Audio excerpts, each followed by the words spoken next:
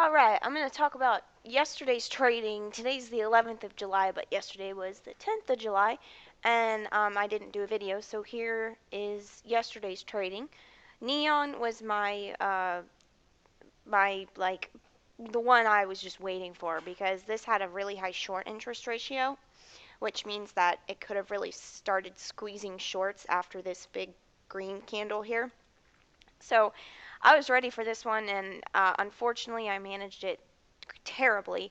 But I took it and I pulled the trigger on it, which, that's always a good thing. And I have been working on making sure that I pull the trigger on these plays. So pre market had some action, and then I was thinking if I get in an intraday break, I'm definitely going to want to be in this for the squeeze or the potential squeeze.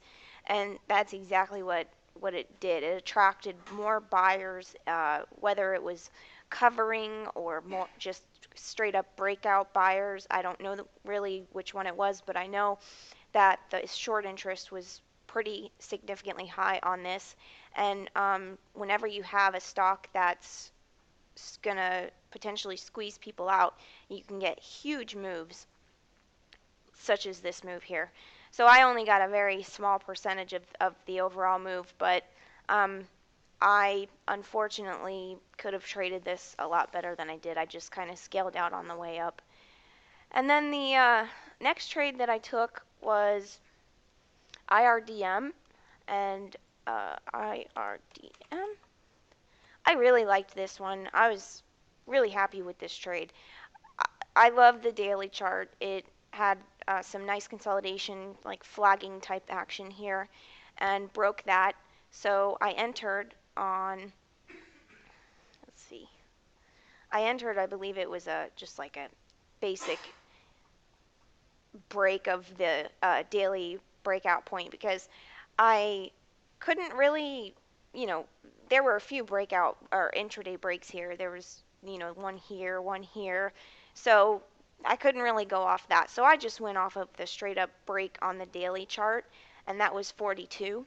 And once I got in, I scaled some out after this run and scaled the rest out with a squeeze of my stop. I was squeezing my stop on this, so that's why I got out here at the low of this bar.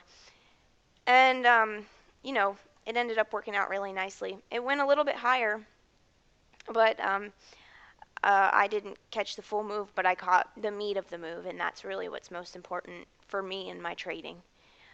Chris actually took this one, HMA. I didn't pull the trigger on this, he did, and he just kind of took it for a little bit of a scalp.